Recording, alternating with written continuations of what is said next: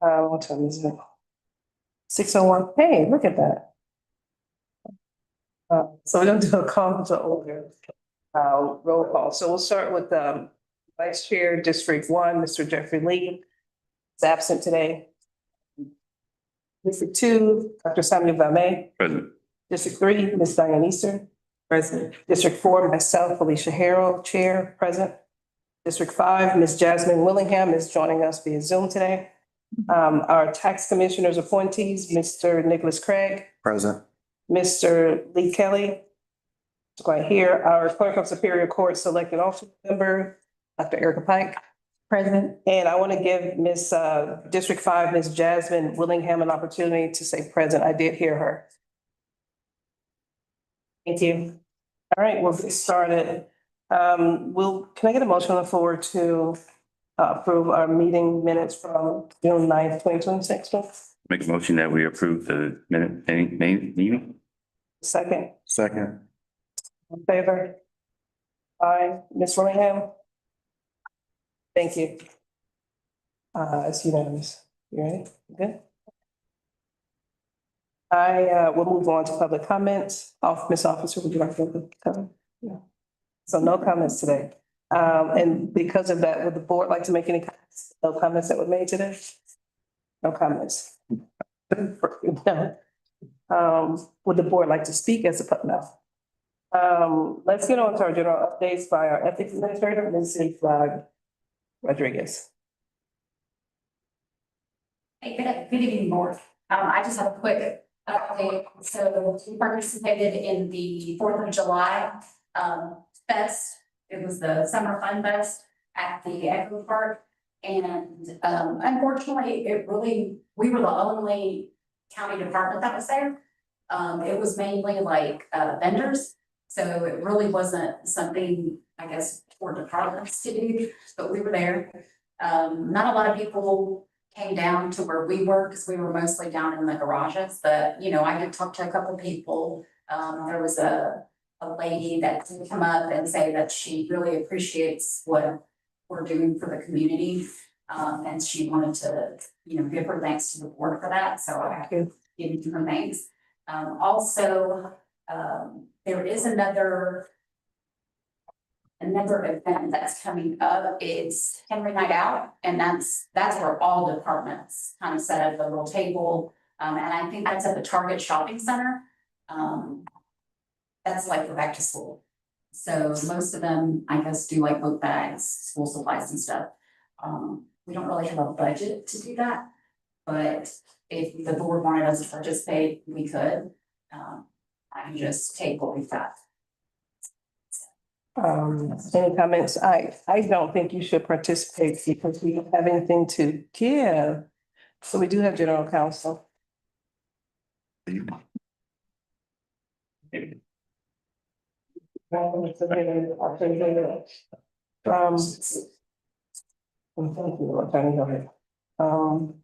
don't have anybody, so we don't have anything to give.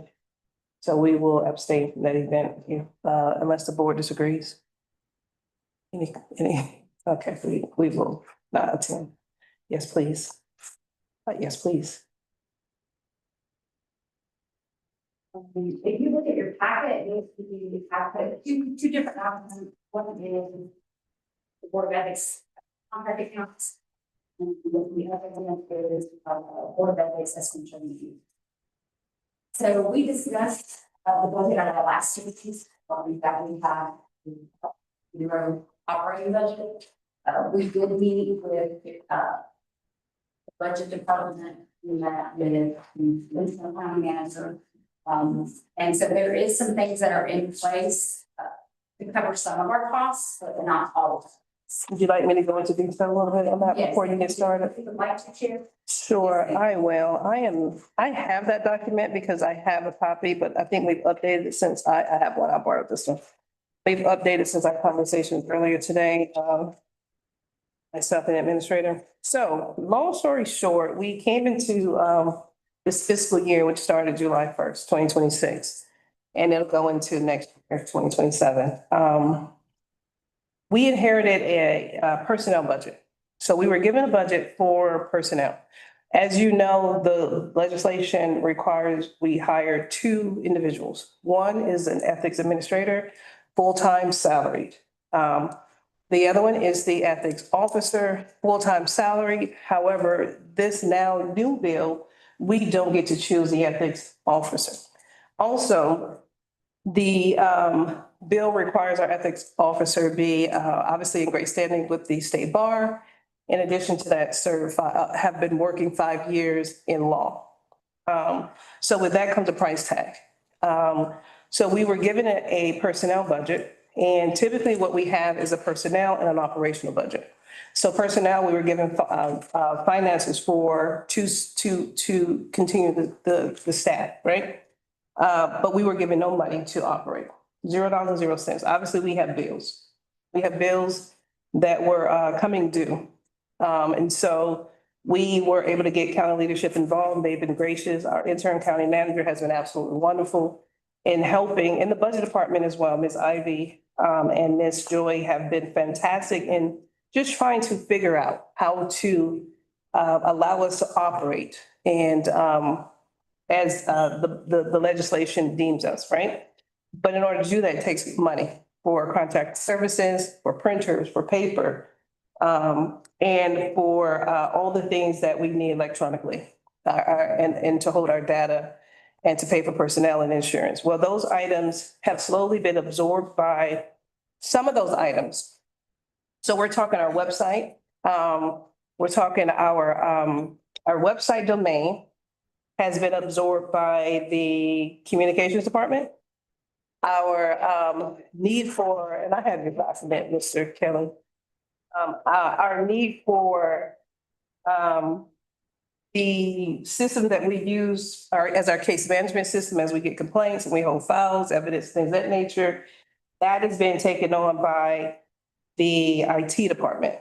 And that was for 12 grand. You see it itemized here on our list. Now, that item, neither of the departments planned for our expenses. And so we're not the most favorite right now in the county, but at the same time, we are grateful that the interim county manager has found it in his budget and other folks' budgets to allow us to continue to operate based on Senate Bill 39. Now, with that being said, there are still some pending. We had a contract for our training system, NAVAX, thanks to the county manager and the county attorney, they were able to relieve us from that contract, terminate that contract and that agreement, so that saved us money. So what we do still have pending, obviously, is anything that it takes to investigate. Any services required, any services, subpoenas, any court reporters, the hearing officer, which our hearing officer is actually a judge in another county. And for us, it keeps that, it allows someone to oversee our proceedings for our hearings to keep it non-biased and unargumentative, so that won't ever be the idea that the ethics committee only allows one person's evidence versus another. We have a judge who the state has determined he is qualified for that role. And so we like to keep him in that role. In addition to that, we also have what we need is litigation insurance. What that insurance does, it honestly protects the county. And then at a small cost. I see it's listed today in our list of items as $2,949, but I also have it listed somewhere at $3,149. So we want to double check that, make sure they didn't increase that insurance. But what that does is protect the county from litigation. The Board of Ethics, we do not operate on our own. This is not a personal board. We are regulated by legislation and representative of the county. So anytime there's litigation or lawsuit against the board, that is lawsuit and litigation against the county of Henry County. But that insurance protects the county. It's a small price to pay for then that insurance company to pick up any law fees, attorney fees for that pending litigation, right? So that's why we need that. General counsel is to keep us from ever getting to the point of litigation. And so that they can continue. We do have an ethics officer. The ethics officer's role is very different from general counsel. The ethics officer's role is to, for the hearings and investigations, as far as making sure that the legislation is interpreted and followed as it relates to investigations, but also in training. They're responsible for training all of Henry County, including all of our board and agencies in the county. So that falls under their purview. But general counsel is just that when we say left, general counsel says, hey, your interpretation of this law says you should be going right. And it keeps us, one, on the straight and narrow. They do not tell us what to investigate, how to investigate, but they just tell us, hey, this is how far you can and cannot go. You've gone beyond your scope of your duty, and we need to bring this back. And it keeps us from getting ourselves in trouble. But also, this is it's a legal document. Legislation is still a legal document that is best interpreted by attorneys. And so, that's what we need that for. Let's see what else. Have I missed anything here in Office of Court Reporter? Of course, the court reporter is very important for appeals and for deliberation. And ever we are, wondering what was said, there is no misinterpretation of what a respondent or a complainant said, or even what we said. I know sometimes we do record and we do stream, but it is not always clear on who said what. And muffled. And then we also have some conversations sometimes that I feel like the recording doesn't start soon enough. But that record reporter is kind of expensive, but it's something we need. The other thing we are looking into is our copier. Of course, we don't have any money. We have $0, but we do need to make copies. We still need to train. We still need to create documents for our meetings as well as our hearings. And so that has been absorbed by, have we figured it out yet? We don't know, but we've been told to just give them the invoice, they'll figure it out. And so we will do that. And that's $2,000, including our prints. The other thing we have is the cell phone and computer devices necessary for our staff. And same process and Copier. So we're just gonna hand them that invoice and they're gonna figure it out. So what it seems as if the operational side of things is being absorbed by other departments. The the front facing, those public facing ones, but the investigative side is what we're still kind of in a tug of war about. We're still trying to get the funding so that we can continue to actually operate and investigate and have hearings as we should, but also have the legal representation in place to protect not just this board, but the county itself. Did I cover everything? Okay, are there any questions, concerns, thoughts? I have a couple Yes, sir. questions. So when will the full budget be approved by county? We don't have a budget. Can you do me a favor? Can you bring, I'm sorry, I know you have it all queued up, but the chart. This is for me, I'm sorry. You done? So as you can see, that chief financial officer, budget, finance, grants, purchasing, it falls under the board of commissioners. So we were not given a budget to operate by the board of commissioners. So everything we do, we are submitting and requesting that they find the money for.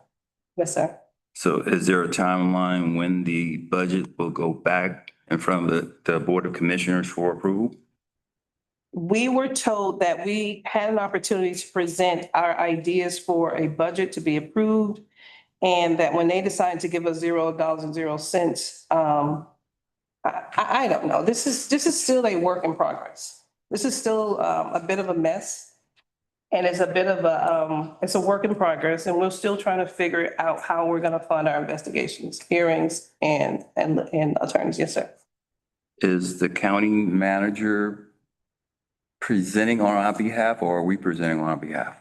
It seems the county manager is presenting on our behalf. Now, we, as a board, did send out an email and a letter to the Board of Commissioners explaining our lack of funds and our lack of ability to fully operate as a board as it's laid out in legislation. And so we're just trying to work through the muck right now, if that makes sense. So no, we don't have a budget, and they're not giving us a budget. So it is a case by case. We're gonna figure out, I don't know where they're gonna find money, if they're gonna give us money. I'm still asking, we're still asking.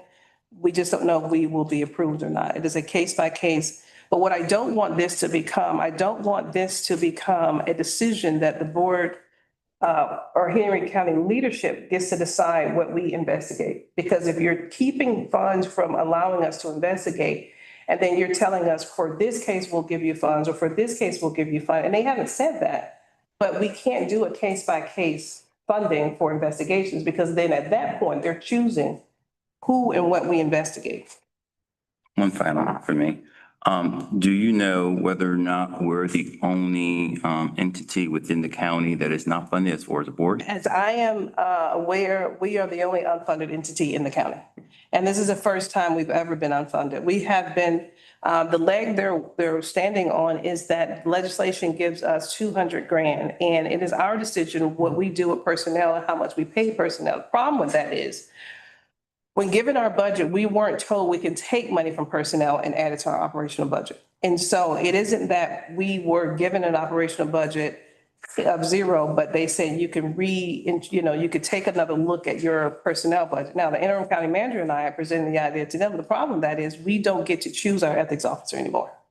And with that kind of experience, it comes with a certain price tag.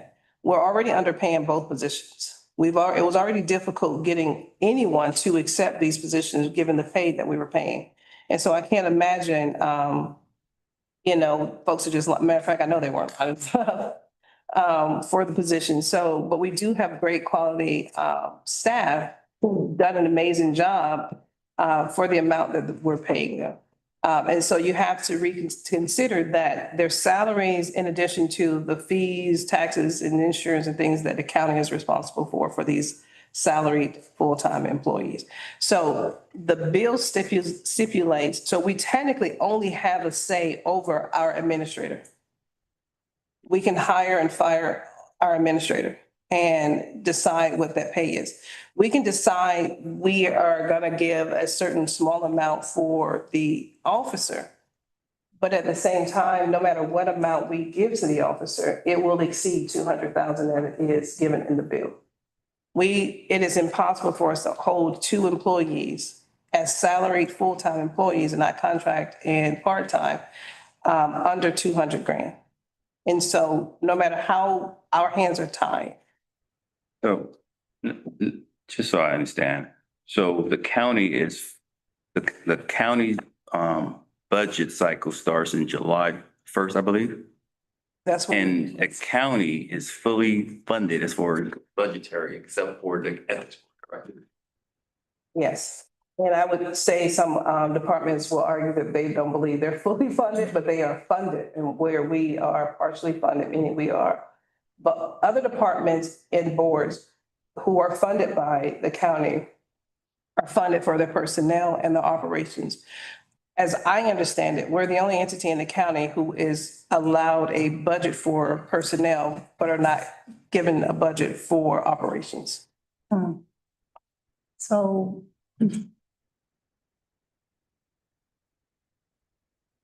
Okay, so I think I heard you said something about we were given an opportunity to get a budget, but No. we weren't present or something? No. So long story short, every year there is a cycle where we present our budget. And we were having conversations with individuals in the budget department. How do we, enter this? What amounts do we put here? This, that, and the third. At no point were we told in that preparation process that, hey, they're looking to snatch your operational funds and only give you money for personnel. Now decide which one you want. It was only after our budget requests were submitted and the board went through their cycles of approval did it finalize as us not having an operational budget. To us, we just, couldn't fathom the idea that we would not be given an operational budget. We knew that the county was strapped on cash, and we knew that we could have a decreased budget, a bare minimum budget, which we were more than welcome to do. We even went back and did some stripped out. We were open to having, remove whatever we needed to remove or adjust whatever we need to adjust, down to as bare as we could possibly get it. But we do know that each year this board has operated, they've always operated in a negative. meaning that there was always more funds needed to continue. And so in this new budget, we allotted for those changes and those increases. It was rejected, but we just didn't think it would be zero. Never imagined it would be zero. Was it voted on by the county commissioners? My understanding, yes, it was voted on by the county commissioners. I think two commissioners, and I could be wrong, but someone confirmed, I think D. Aglin and Mr. Wilson declined to approve this budget, the county budget. I don't know why, but I think the remaining four approved the budget.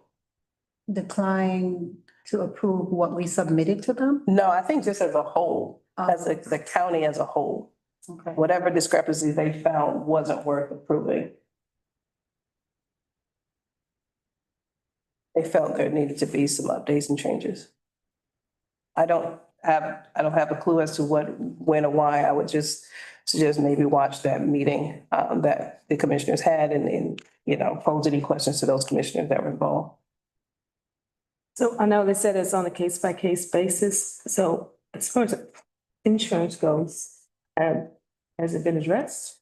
It has been brought up on multiple occasions. We are just still waiting for them to say yes. When did, The county plan? County insurance plan? So no, you do not. You don't. Even though you are a county and general counsel, if you'd like to jump in at any moment and explain? I mean, you have insurance coverage. Well, I think we're now out of coverage I now. think it ends August. August 1st. I'm Yes, sorry. sir. And then you have to kind of pay the re-up for the year. Okay. Before that to maintain it. Obviously, for the matter that there's already being covered by insurance, they'll take that through to the end. Okay. Yeah, so So what happens with the lapse of coverage? the which, And well, the lapse from August 2nd moving forward. The December 31st, basically. there'll be no coverage. you won't have coverage, yeah. Now, I mean, in reality, you do have some arguments if someone to bring a suit related to a matter that's appealed from this board. I mean, they'd have to show manifest abuse of discretion in your actions. You didn't follow the rules applied. But you would have to defend it if somebody sued, you know, technically it's a petition for review. I'm kind of going backwards. If somebody filed a petition for review against the board's decision, as long as you're not sued individually, which I think that suit, the suit that's pending shouldn't have been filed against individuals. But if the board is sued, technically, you don't have to respond. I mean, that doesn't require a response. And if you're not acting, I mean, there's no financial penalty to you. So there's, you know, I guess what I'm saying is it'd be good to have representation. The court would probably prefer that.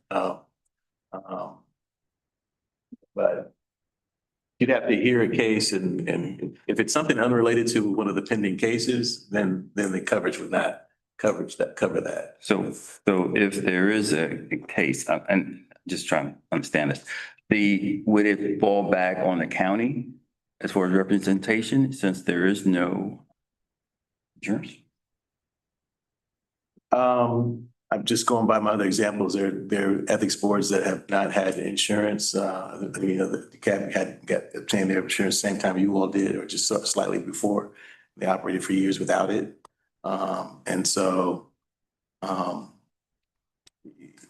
you know, you're not required to have it. And, you know, as long as you're acting within the scope of your authority, you know, then I'm not sure whether the county would pay for the representation, but I mean, I know that's what happens in other jurisdictions. The county will pay even if there's a lapse. Because somebody, if I were bringing an action against the Board of Ethics as a private attorney, and I knew you all didn't have insurance, I'd sue the board and the county. You know, so, and I don't know that a court would excuse the county responsibility. So in essence, it's putting the county in jeopardy as well, correct? You know, it depends on how the case is played. You know, you always better have the correct insurance. But you know, like I said, plaintiff would bring action against the county too. Once they know that there's no insurance here, so. They could do it against all three, though, couldn't they? Couldn't they do personal county? So, and then we would have to defend ourselves. And then I sue the county if it becomes personal. Right. And But you still gotta come out of money to do it. but I'll still sue the county when I'm done with it. So let me understand something here, if you can help me. When represented by the county for lawsuits, it is not the county attorney that represents it. It is the county paying for individual counsel, because the county attorney can't necessarily represent this board. Am I wrong? I think the county attorney could. I think they choose to outsource. If it is against another county employee who Oh, right. is suing.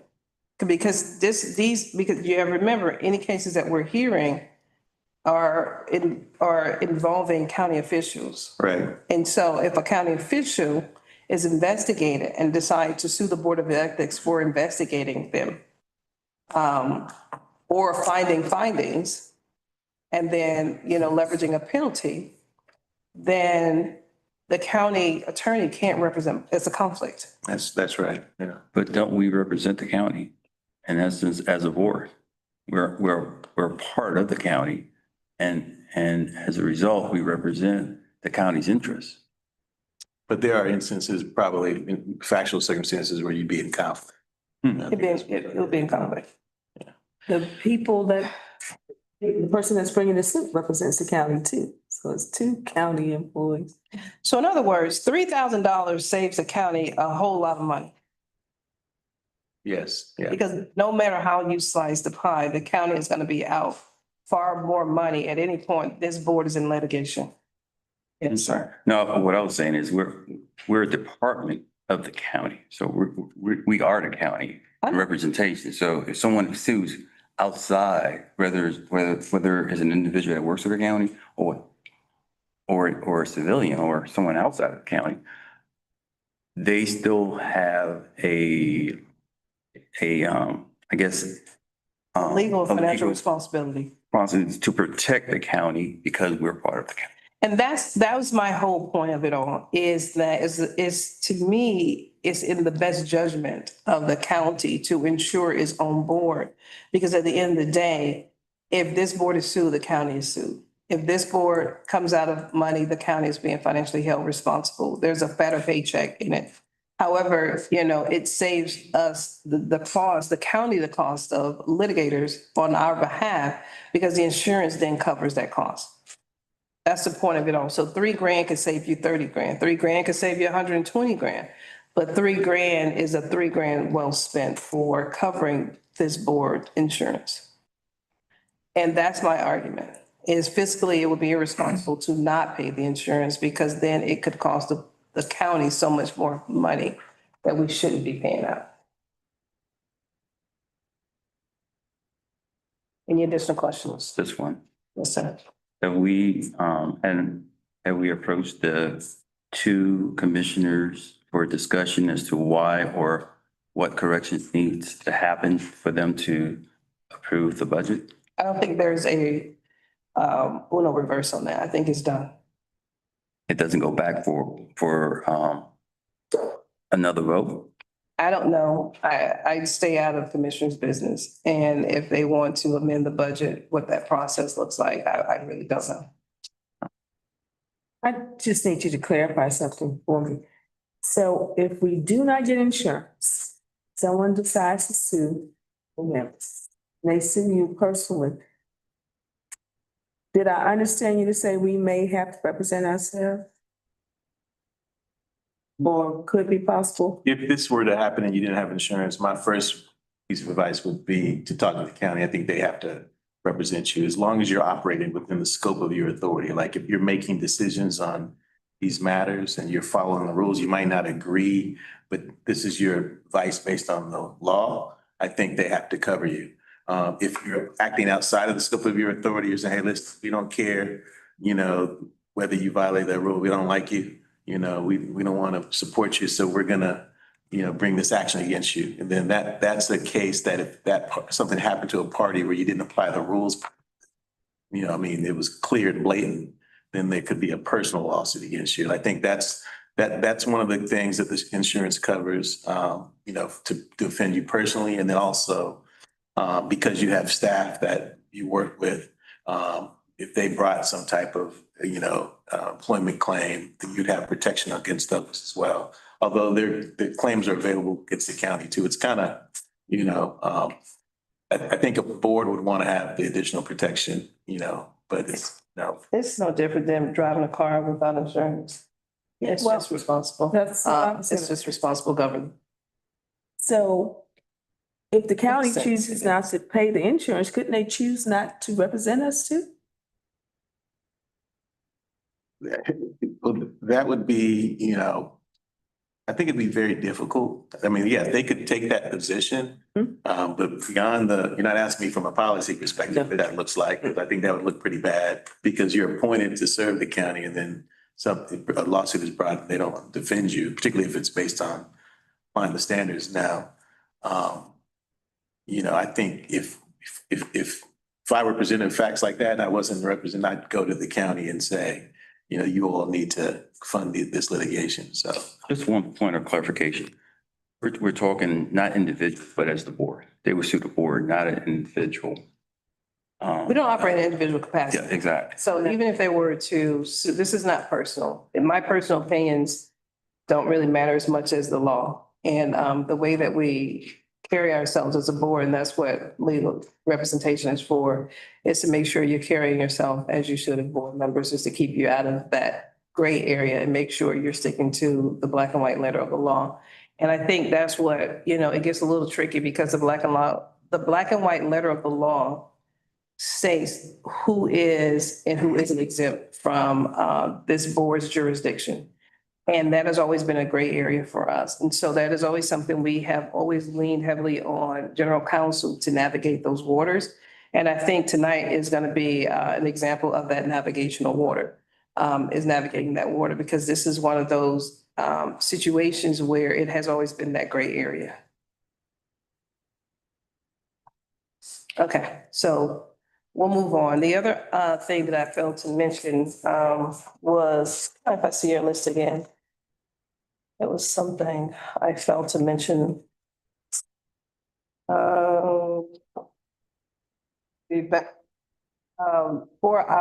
Thank you, sorry. For our background checks for new members. The board is transitioning at the end of the year to a new board of appointed members. And those members will need a FBI background check, as we all have gotten, as well as drug and alcohol screening or drug screening. And that also costs money. And so we're just trying to make sure we have the funds for when those appointees start taking place. Because they can start appointing at any time starting now. They just won't take their seat until the end of the year. But we also need to be prepared for those those background checks. Give me 1 second. And screenings. In addition to those board members realizing it's more than they've been off to chew and don't want to serve and having to replace those members as well. Yes, sir. So this new budget that we're fighting for is not really for this board, it's for the next board as well. It's both. We still operate under Senate Bill 359 as well as Senate Bill 22 is going. So we're still an operational board. However, it is for both. So the future board will not be able to operate because they're not funded as well. My hope would be, it wouldn't be them choosing to not fund us and then choosing to fund the board that is being appointed, because then that would seem a bit off. I would assume the budget that would be made available for the incoming board of 2027 would also be made available for this board to continue to operate and do its work. Per Senate Bill 359. Crossing fiscal years, because this fiscal year is currently. As of right now, the 2027 board has $0 in Exactly. additional costs, funds. Yes, that is true. Yeah, that is true. Any additional question? It got really quiet in here real fast. For items, you still can request they just say case by case basis. That's what, Present. that was the, so the letter that went out to the Board of Commissioners, we did receive response from the interim county manager, who's doing a fantastic, the interim county manager is doing a fantastic job. So I don't have anything, any qualms, but he is representing the interests of the county as well as the Board of Commissioners and what their direction they're giving. And I say that because the finance, budget and procurement department, purchasing department falls on the Board of Commissioners. And so when I say he's operating under guidance of commissioners, it's because he is, because that department no longer falls under his organizational chart, right?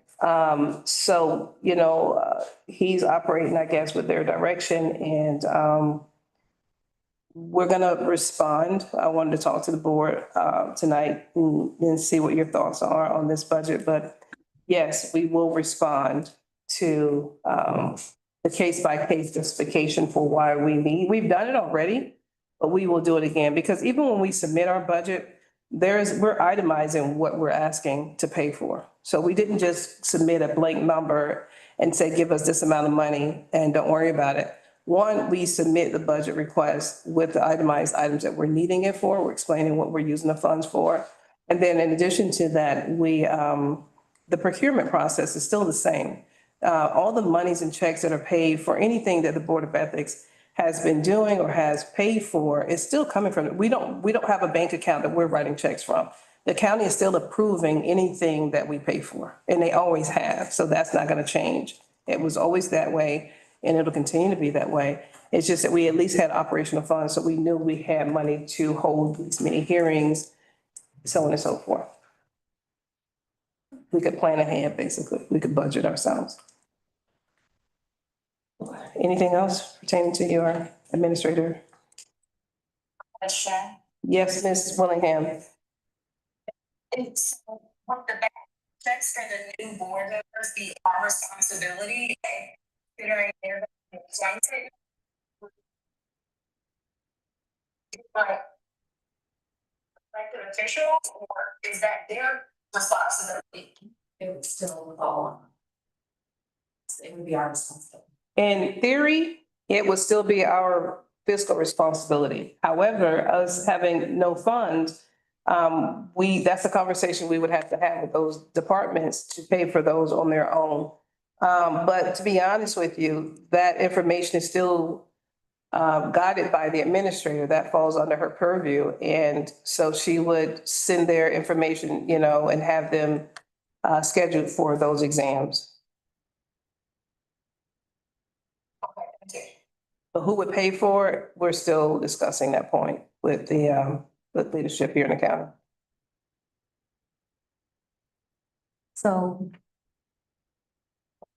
just to be clear, Yes, please. we need to, as a board, we need to be in compliance with Senate Bill 395, correct? We always have to be. That's a given.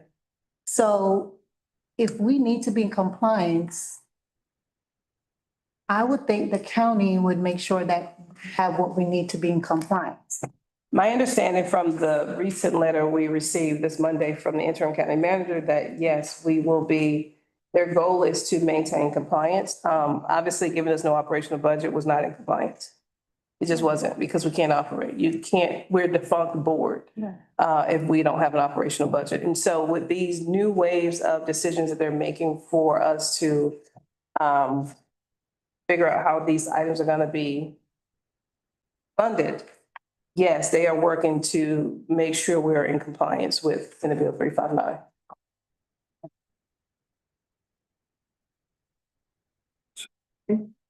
Additional questions? Yes, I just understand this part of it. So as far as Henry County is concerned, what is the state of the ethics of the county in regards to the board? If the board is not funded? You may know more than I do. What's the answer? What is, Well, I mean, if the discussions are that we are a county of ethics and we're not funding the Board of Ethics, how can we say the state of the county is ethically sound? I argue that point, and I believe it is questionable. I agree, it's questionable.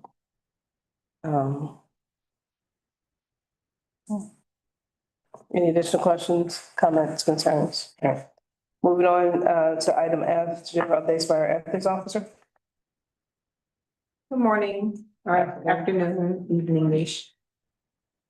As it relates to the general updates, I had a meeting with our new director of communications, that is Miss Nellie Miles. We met in regards to training. And before I met with her, I actually met with the county manager.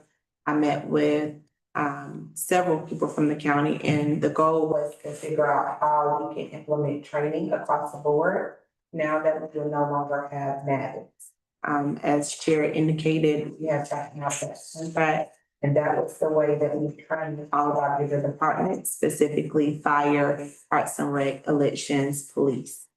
Now that that is gone, we have determined that the best way going forward is to come up with a centralized video that can be used across the county, across various platforms. So the employees use a system called Power DMS. That is the online hub for the county when employees need to go in and look at employee manuals or take other trainings. So going forward, the communications department will work with them in getting a video created, transcribed, so that we can put it on that platform. Not only will that platform be used, or that video be used for that platform, but they will work with us in getting that video also used on the platform for whatever fire needs, because the fire department needs a different platform. So we're working together for that. I did have submitted the form to start that process. Now they assign me someone directly to start working with me. We start working on projected dates. They help me come up with the transcript, green screen, video, audio, all of those good things. So that is how the county determined we could be in compliant, or that's how we are in compliant with Senate Bill 359, and the county has agreed to work with us in doing so. This will also be uploaded also to the vendor website, because we're also responsible for training the vendors. So now contractors and vendors will also be able to view that video. Any questions about the training aspect? Was there any employee interface with the NAVX system? You said, was there an Interface, meaning they can either take a test or answer questions. With NAVX, yes. So I don't know if that's possible with Power DMS, because Power DMS is not a training platform. It's a hub that just holds information. If I had to speculate, I'm gonna say no, there's not that type of interface, because it just provides information. Now, there is an ability, and we talked about this, where employees would be able to digitally sign acknowledging that they have taken the training, and that's gonna ensure that we have proper record keeping on who is being trained. thank you. I have a question. Yes, ma'am. Will they have an opportunity to ask questions? Like, are you gonna, in your training videos and modules, will you give examples? So you can kind of clarify those things that are ambiguous, maybe? I won't give examples, because giving examples on that type of platform is hard. Okay, One, we're training employees that it no longer applies to.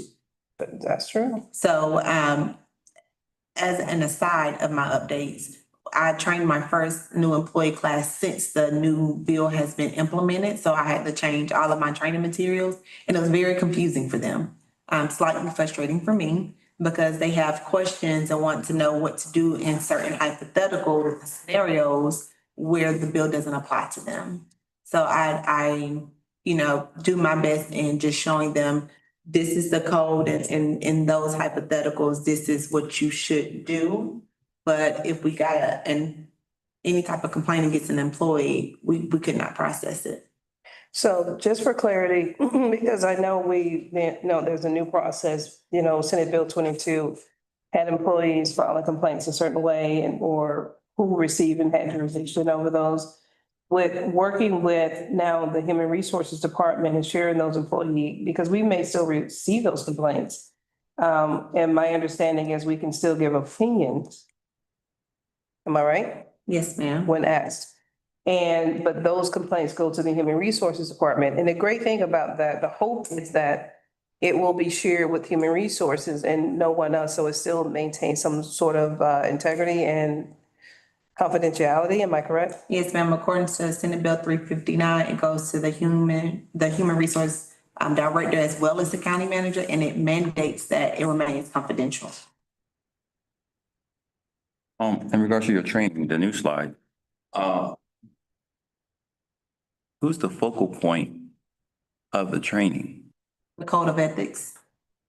And He said, who or what? Who? What do you mean? I don't understand. I do. Can you rephrase a little bit? Okay, so the employees cannot file. Well, in certain cases, in certain situations that they can. So in regards to Senate Bill 359, when you're tweaking the training, how does it differ now that there's a new procedure that they have to follow? So it will be one general training about the code itself. That's what we came up with. So the focal won't be on one specific group of people. It will be about the generalization of the code itself and how the code work, what it says, and how to interpret it. But I won't be able to make a focal for elections and a focal for boards and a focal, I won't be able to do that. And when you say focal, you mean the material won't just be speaking to a certain department about how they go Yes, ma'am. about. However, you will speak to who they can file complaints against and Correct. who we have jurisdiction over. Yes, because that encompasses the code itself. Okay. Okay, thank you. You're welcome. As another update to training, since the board met last time, we have trained 35 more people in new employees. Elections said that they're going to start more training on July 28th, but they did go ahead and give me a heads up that a lot of people that's starting this training are people that are coming back who did the May training. So we may not have a lot more training from them.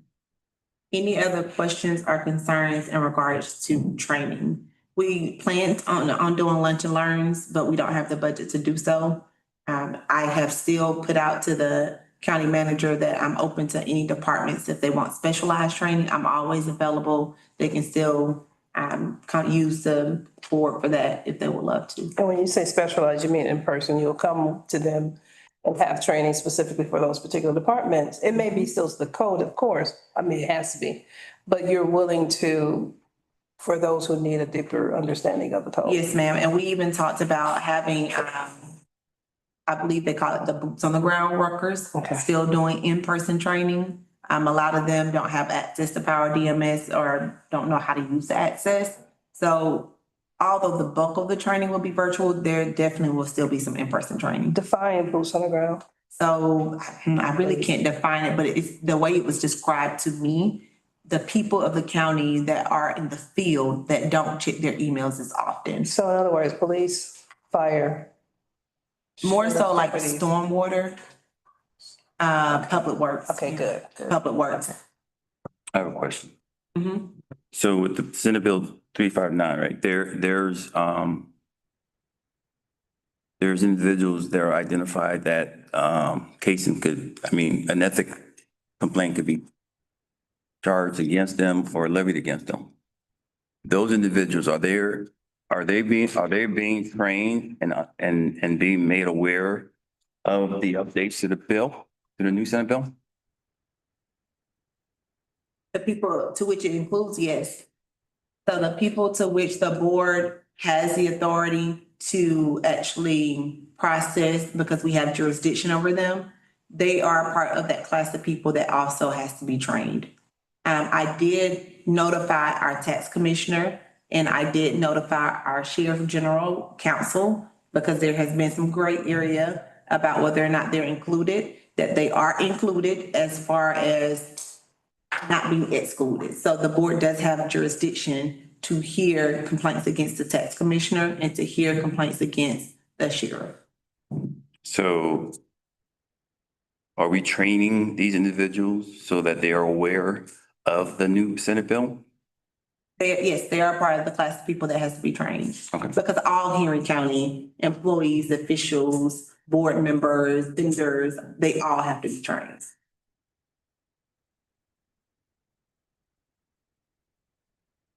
Any other questions in regards to the training? No. Chair, that is all I have as it relates to general updates. Thank you. Oh, I'm sorry, Chair. I wanted to give an update on the case statuses. We still have one that is stayed under formal investigation, and that's Lauren B. Smith versus Carlotta Harrell, 2025 EB 17. We have other cases that we would discuss that my recommendation would be to dismiss by operation of law, and we'll go through those individually as the agenda has set out. Start. All right, we'll move on to item G, please. Do you want me to present that, or do you want to present this request? I'll present it, if that's okay. No, please. As it relates to 2025 EB 15, Tamara Harrell Tripp versus Scott Morris and TBD, Human Resource Employee. Chair. Yes, ma'am. My recommendation would be to dismiss, as Mr. Scott Morris is the DOT director. That would make him an employee of Henry County, to which the board no longer has the authority to have it against. You need a motion? We do need a motion. I make a motion that we dismiss on case 2025 EB 115. Second. All in favor?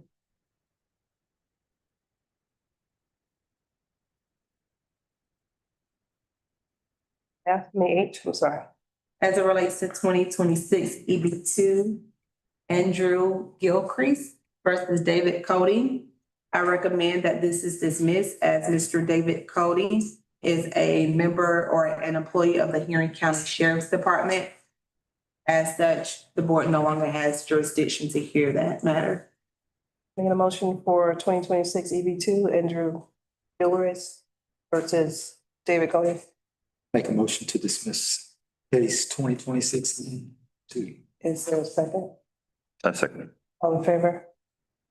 Aye. Item I. As it relates to 2026 EB 3, Andrew Gilchrist versus Curtis Crocker, I recommend that the board dismiss that, as Mr. Curtis Crocker is also an employee with Henry County Sheriff's Department, and the board no longer has jurisdiction over employees. Make a motion to dismiss 2026 EB 3. Second. All in favor? Aye. Aye. As it relates to 2026 EB 4, Andrew Gilchrist versus Dale Davis, I make a recommendation to dismiss, as Mr. Dale Davis is an employee with Henry County Sheriff's Department. The board no longer has jurisdiction over employees. Make a motion to dismiss case 2026 EB 4. I second. All in favor? As relates to dismissal of case 2026 EB5, Richard Shaw versus Matthew Davis, I understand Mr. Richard Shaw is here. And prior to our hearing about this dismissal or deciding to dismiss, he would like to speak to the board. Yeah, something to just read and read you guys. I mean, I know he's an officer of the law, so he's gets away with it or gets dismissed. I'm not sure. But anyways, I'll read it. I'm not here because I dislike law enforcement. I'm not here because I believe every officer acts improperly. In fact, I believe overwhelmingly majority of officers serve this community honorably. I'm here because I believe every public servant, especially those entrusted with the authority to enforce the law, must be held accountable when they misuse that authority. Today's complaint concerns Officer Matthews of Henry County Police Department. This is not a single statement or a single day. It's about what I believe to be a continuing pattern of conduct that began months before any eviction and culminated on August 6, 2025. Months before the eviction, I contacted Henry County Police Department asking for assistance with a security issue in my home. Officer Davis responded, but instead of investigating the reason I requested assistance, I was detained on unrelated warrants when they weren't even checked. Following that encounter, I later obtained Henry County Police reports authored by Officer Davis. Those reports contained repeated descriptions suggesting that I suffered from delusions, paranoia, irrational thinking, or mental health issues. Officer Davis is not my physician. He is not a psychiatrist. He's not a psychologist. There was no medical diagnosis. There was no psychological evaluation. There was no involuntary commitment. There was no court finding that I suffered from mental illness. Yet those unsupported opinions became part of my official law enforcement history. Those records follow me. Those records affect how other future officers viewed me before they ever met me. Official police reports should contain those facts. I have them with me as well. Then came August 6th, and the Henry County Sheriff's Office was executing a writ of possession. Officer Davis was also present. Before I had spoken one word, before I had threatened anyone, before I had assisted anyone, Officer Davis began speaking about me to other officers. His own body camera records would get him saying, "Get ready." He called me, one for the books. He predicted if y'all kick that door down, he's gonna start fighting. Then later he said, he's extreme. And then y'all kick that door, he's gonna go apeshit. At one point, I had done absolutely nothing, no threats, no violence, no resistance. Officer Davis had already decided how every officer on the scene should view me. He portrayed me as unstable, he portrayed me as dangerous, he portrayed me as someone who could not be trusted. That was before anyone had even spoken to me. Then came what I believe to be the most disturbing part of the entire incident. While putting on gloves, Officer Davis stated, he does have HIV, just so you know. And then he continued, "That's why I'm putting these on." Those statements were made in front of multiple officers. I never gave Officer Davis permission to disclose my confidential medical information. I never told Officer Davis I was HIV positive. To this day, I still don't know how he obtained that information. I was not bleeding. I was not exposed to anyone to bodily fluids. There was no medical emergency. There was absolutely no reason to announce that status to anyone standing there. Instead, my confidential medical condition became something discussed publicly by a police officer while he associated it with the reason why he was putting on gloves. For those of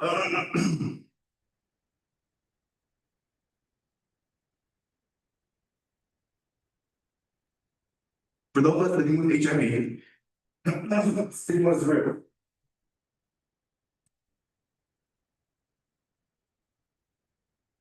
The law has changed because science has changed.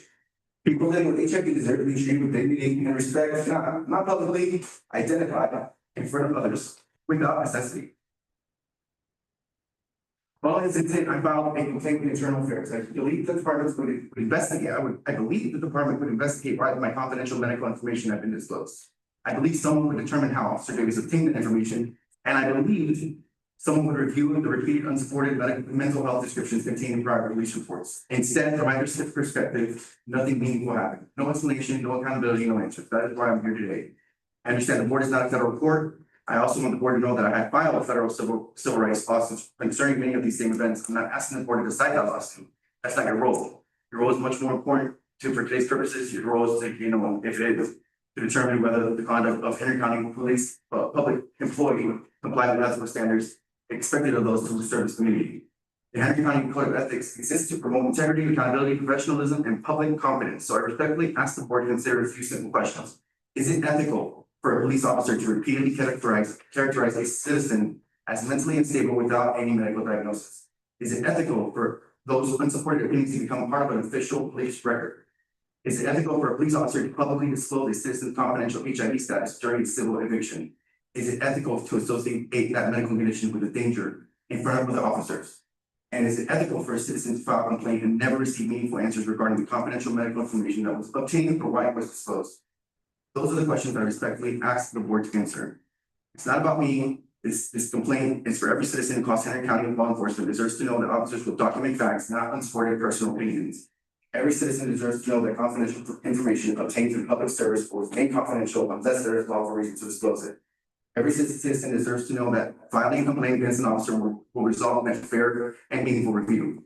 Public trust is built on accountability. Without accountability, public trust cannot exist. Mr. Shaw, correct? Yeah. Thank you for joining us today. We understand and, but we don't have jurisdiction. I heard. And so we can't hear your case. And, but I thank you for joining us today. And we do recognize your voice, and it is an important voice, and you are an important member of our community, and we are grateful for you coming here today and representing yourselves. But we can't make a decision because we don't have jurisdiction. And because of that, we're gonna have to dismiss your case. We will dismiss your case today.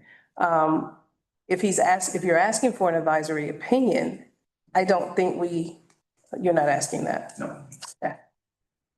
Then I I regret to inform you, but you knew that coming in today. I didn't know you didn't have jurisdiction over employees, but I mean, I'm glad I said something on the record. At least that shows that I've done something, moved something. You know, it's just a lot of unfortunate events that happened. And under Senate Bill 22, we would have, but under Senate Bill 359, we no longer. It's okay. I have faith in the federal court, so it's okay. Thank you for being with us Thank today, you. Mr. Shaw. For hearing me. Have a good day. All right, you too. Take care of yourself. Sorry about your bill. You know, I know it's very bad. I greatly appreciate that. Have a great one, Mr. Shaw. Item K, Ms. Our officer, would you like to proceed with item K? Yes, please. Thank you. 2026 EB5 Richard Shaw versus Matthew Davis. My recommendation is dismissal as Mr. Davis is a Henry County police officer and not subject to the code at this.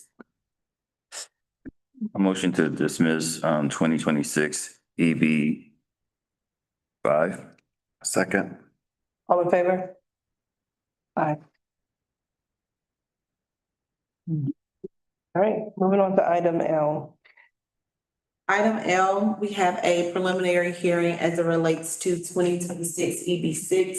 This is Jennifer Murray versus Michael Harris.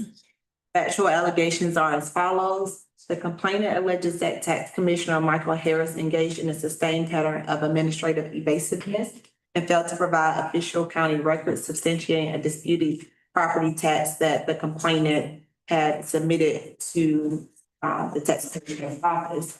According to the complainant successfully appealed the original tax assessment and it reduced her bill. However, once she got a new bill 6 months later, it did not take into consideration the reduction that was previously given. The complainant indicated that she repeatedly requested records explaining the origin and the calculation and did not receive sufficient information to determine how the amount was properly calculated.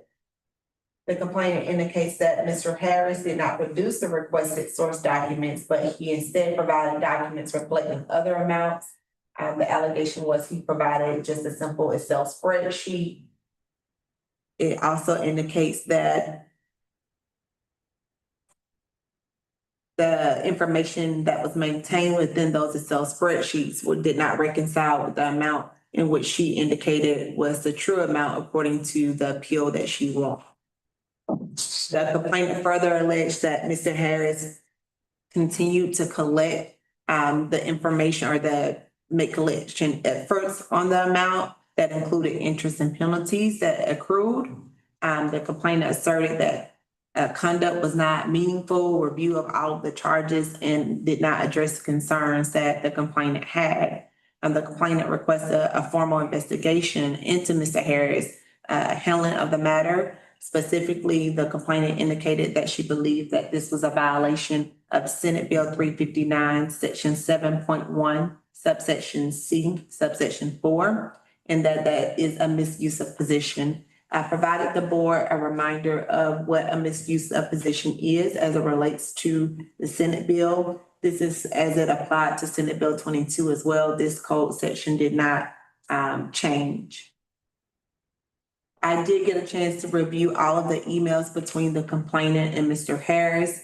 There were conversations going back and forth as it relates to the discrepancy in the numbers, whether or not the information that was provided was adequate. There were discussions about bringing the matter before the Board of Assessors if there were any further issues, things of that nature.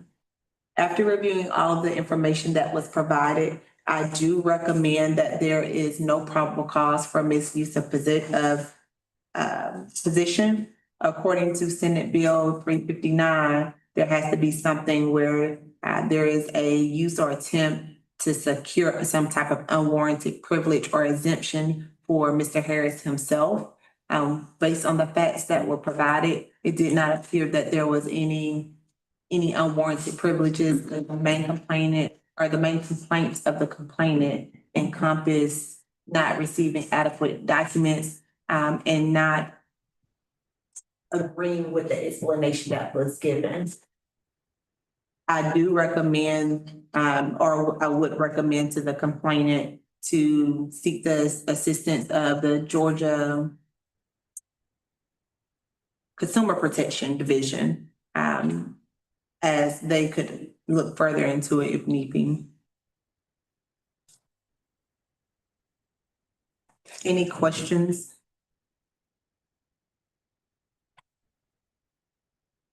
I don't.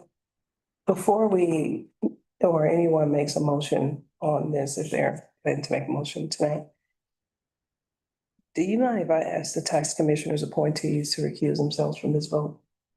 Or do you guys mind, or would you be I thinking don't about mind. that? Okay. Ms. Willingham, can you hear us? Yes. Okay. Are there any questions from the board? Any thoughts?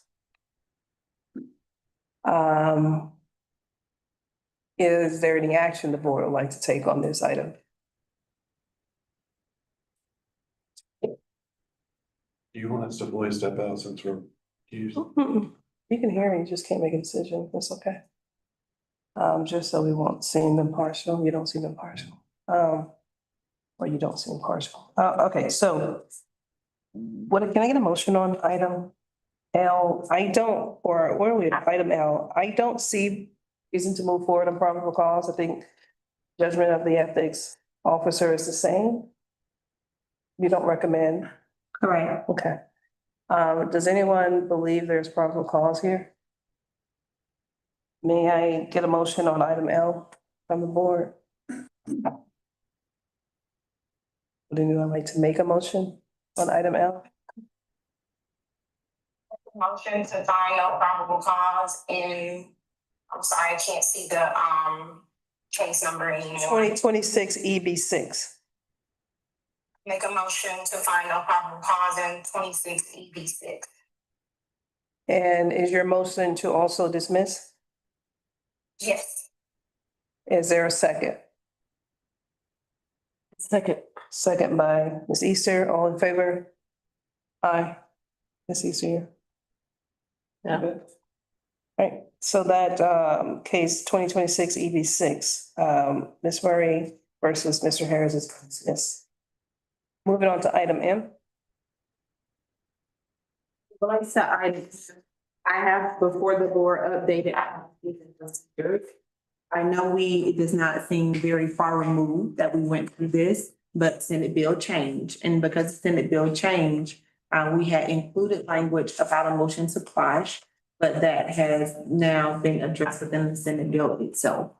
I do not know if the board wants to go through this item by item or take it under advisement as I made more changes. I went back through it to ensure that the new Senate bill aligns with some other information that we had it because it conflicted. Our original policy and procedure was written under Senate Bill 22, so not only did I have to address the five language, but I had to address more of the. I feel compelled to move this item to our next meeting. To give the board time to review these changes again. Can I get a motion on item M to move this item to the next meeting? I make a motion to move item board review of policies and procedures to our August meeting. It's tabled, but it's still, it's moved, yeah, we'll table the issue for tonight. All right, do you mind doing Yeah, I make a motion to move our board review of policies and procedures to our August meeting. that? Is there a second? Yeah. All in favor? Aye. We discussed the budget item in a bit. Is there a need for additional discussion for this budget? So. Can I get a motion to go into executive session? Make a motion for the board to go to an executive session. Second. All in favor? Aye. All right.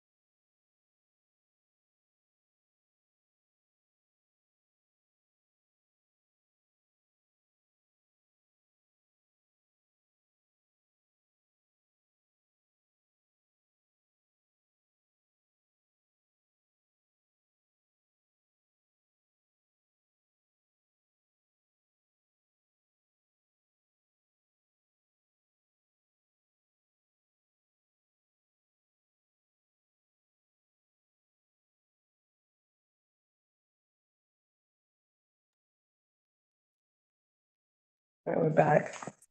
If I can get a motion on the floor to bring us out of the executive session, please. Make a motion that we come out of executive session. Second. All in favor? Aye. So the item D, board discussion of budget, I think that's just a repetitive item. Is there an additional discussion? No. If we have any from the board, is there any additional discussion from the board? No. All right, we're moving on to Q. Our next meeting will be August 11th, 6 p.m. here at North Mount Carmel. Open for public comment. All right, and on that note, our favorite item of the evening are, can I get a motion to adjourn? Motion for adjournment. Second. All in favor? Aye. Thank you all. Have a great night. Thank you. What's your name? Officer Jones, thank you.